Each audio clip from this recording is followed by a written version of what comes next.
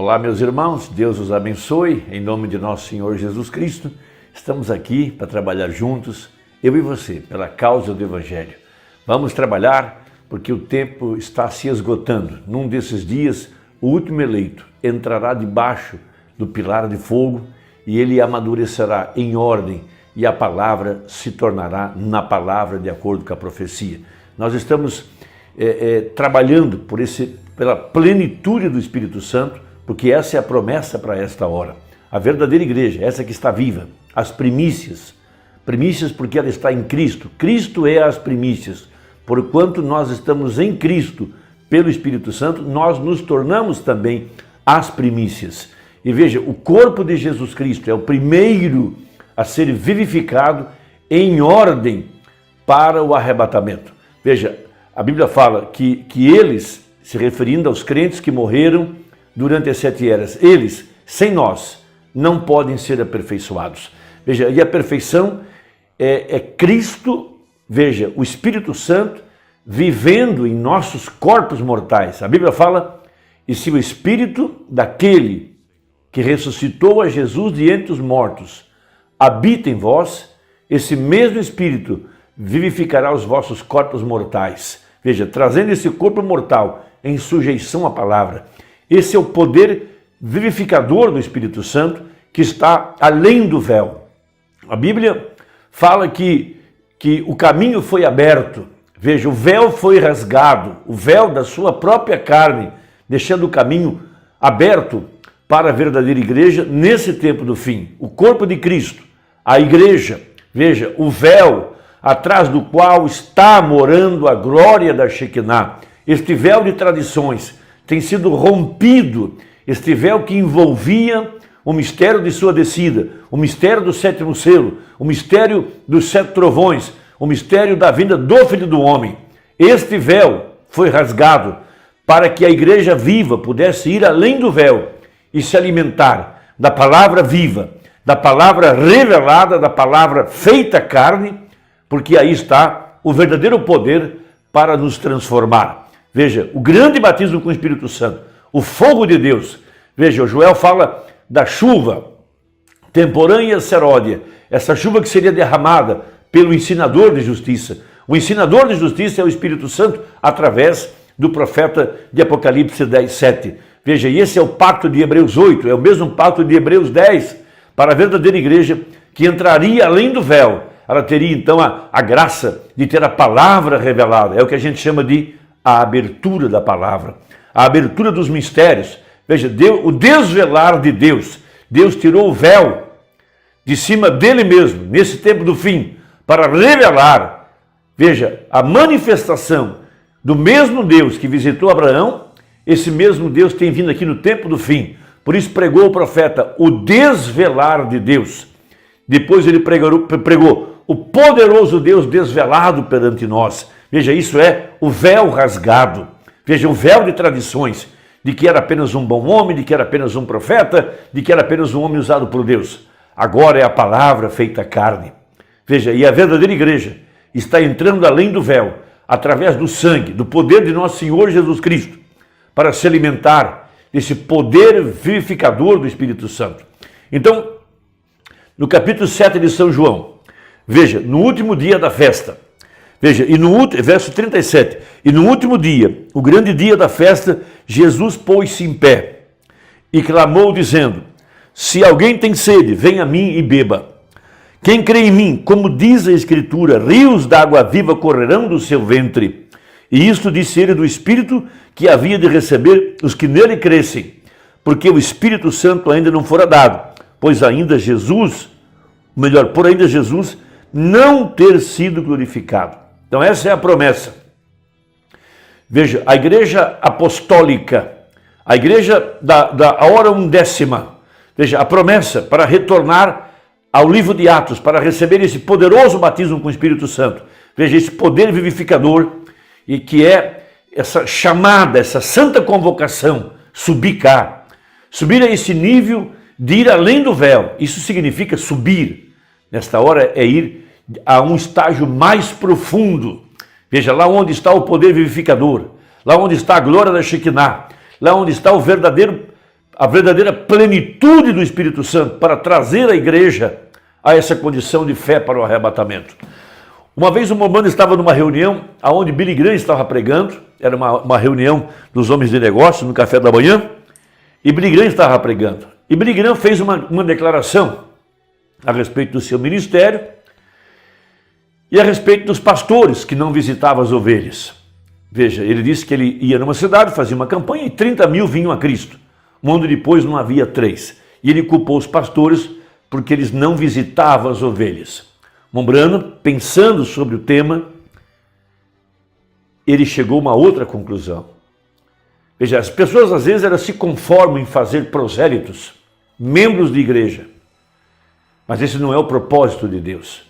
O propósito de Deus é chamar o eleito, o predestinado, aquele que tem seu nome no livro da vida do Cordeiro, trazê-lo a Cristo e trazê-lo de estágio em estágio, do primeiro átrio ao segundo átrio, até onde está o verdadeiro poder do Espírito Santo, e incendiá-lo.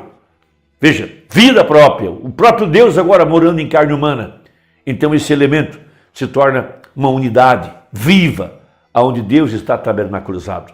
Não se trata de uma visita, se trata de levá-lo ao verdadeiro batismo com o Espírito Santo. Mas muitas pessoas se enganam e pensam que fazer membros de igreja é a meta, é o trabalho evangelístico que deve ser feito. Isso não leva a lugar nenhum. Há apenas mais um prosélito dentro da igreja. E Jesus, referindo-se a isso em seu dia, ele disse, veja na mensagem, o mensageiro do entardecer, parágrafo 204. Jesus se referindo aos fariseus. Vocês cegos, guias e cegos, vocês atravessam mares para fazer um prosélito e ele então é 2 vezes mais filho do inferno do que era quando começou. Veja, e isto é o que nós temos hoje. Billy Graham, quando eu assisti seu dia de jejum ali em Louisville, Kentucky, se pôs ali na frente, tão sério como o evangelista que era, ele disse, Paulo disse, aqui está o exemplo disso, Paulo ia a uma cidade e fazia um converso.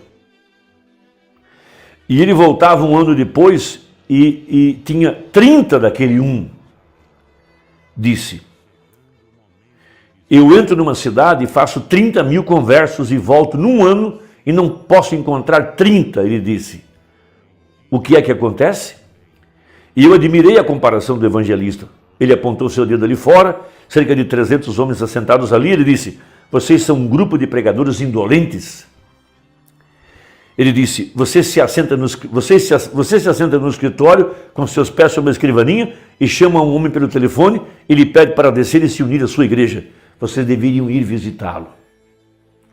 Então, quando o profeta ouviu a declaração do grande evangelista, e ele conhecia bem a doutrina de Paulo, ele então comparou esse que Paulo tinha evangelizado com os 30, ou os 3.000, melhor dizendo. Desculpa. Os 30 mil que vinham a Cristo pelo trabalho de Billy Graham. Então diz o Mombrano no parágrafo 206. Eu pensei, entre parênteses, ó Deus, tu sabes, evangelista Billy, você é um grande homem, eu sou um tonto. Mombrano comparando-os com Billy Graham, o grande homem da Igreja Batista, o grande evangelista internacional, Mombrano com um ministério humilde, simples. Veja, mas deixe-me perguntar-lhe algo. Gostaria, se eu pudesse dizer isso, Mombrano estava só pensando, ele não chegou a falar com Billy Graham. Eu admiro o irmão, penso que ele é um servo de Deus, mas eu gostaria de ter dito isto, entre aspas. Então, Billy, que tipo de pregador foi Paulo persistentemente para o seu No caso, Paulo evangelizava quando voltava um ano depois já tinha 30, depois daquele evangelizado. Veja, o que aconteceria? Paulo não só levava a levantar sua mão em uma decisão, mas ele os levava ao batismo do Espírito Santo, incendiava suas almas e eles não podiam se aguentar. 207. O que é que acontece hoje? É somente rol de membros. Sim, membros, rol de membros, grande classe de escola dominical. pagando prêmios para os que podem fazer proselitismo e trazer alguém também de alguma outra igreja, ver quem tem mais. Você sabe, isso é farisaísmo. E então fazem uma grande fanfarronice sobre isso. Oh, nós conquistamos a vitória sobre eles no último domingo. Se você tem chegado a um lugar onde tem que fazer da igreja de Deus uma raça de vira-casacas, então é hora de fechar as portas e ir para casa. É assim que está muitos grupos na mensagem. Tem mais de 4, 5, 6, 7, 8, 9, 10 grupos numa única cidade. Vira-casacas, mudando de grupo. Um que é esse pastor, outro que é aquele pastor, um que é esse, aquele outro, e assim vai. Na verdade, o Espírito Santo quer nos levar lá atrás do véu, incendiar nossas almas com o fogo do Espírito Santo.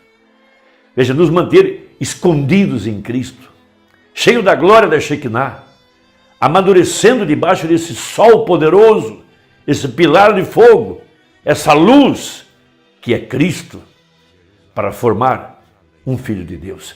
Na mensagem véu adentro agora, que é a mesma mensagem porque as pessoas são tão inconstantes, parágrafo 144, sobre o tema, diz o Mombrana. Veja, e logo depois de deixar esse segundo átrio, entre parênteses, santificação é o segundo átrio, primeiro átrio, justificação pela fé, segundo, santificação, terceiro átrio, batismo com o Espírito Santo, terceira etapa, abertura da palavra, o mistério da descida do anjo forte, que é Cristo agora, além do véu, o desvelar de Deus. Veja, e eles entravam nessa vida consagrada, entravam na presença de Deus, e enquanto estavam ali, veja, ali era onde tinham essas grandes coisas. Aqui é um tipo formoso, pois se algo morto entrasse ali, voltava à vida. Havia você pensado nisso? Eles tomaram a vara de Arão e a puseram ante a presença desse lugar santo, e quando fizeram, numa noite reverdeceu, floresceu e deu amêndoas no tempo de uma noite. Pense nisso, na presença de Deus. Esta velha vara de amêndoa posta ante a presença de Deus reverdeceu, floresceu e deu fruto de amêndoas numa noite. Que foi que ocorreu? Que classe de vara era? Era uma vara de amendoeira. De uma amendoeira a haviam tomado. E você também é uma vara. Você é um humano tomado da rama da humanidade, que foi no princípio um filho de Deus criado. Você pode haver caído, morrido, apartado de Deus, porém por isso, na criação, você foi criado para ser filho de Deus. Você pode transbordar pelos arredores e ser respeitado e honrado nos átrios. Porém, se alguma vez você consegue entrar nesse lugar glorioso e esconder-se com Deus, você produzirá o que está ordenado a produzir. Veja, tome um pecador morto, apartado de Deus, sem esperança, sem Cristo, e ponha-o na presença de Deus. E esse glorioso tabernáculo ali, ele produzirá o fruto. Veja, e este glorioso tabernáculo ali, ele produzirá o fruto do Espírito Santo. Amor, gozo, paz, longanimidade. Veja, a vara morta reverdeceu. Quando fez, tinha que ter frescura, tinha que ser refrescada. Logo depois de haver sido refrescada, produz perfume. A flor logo produz o fruto.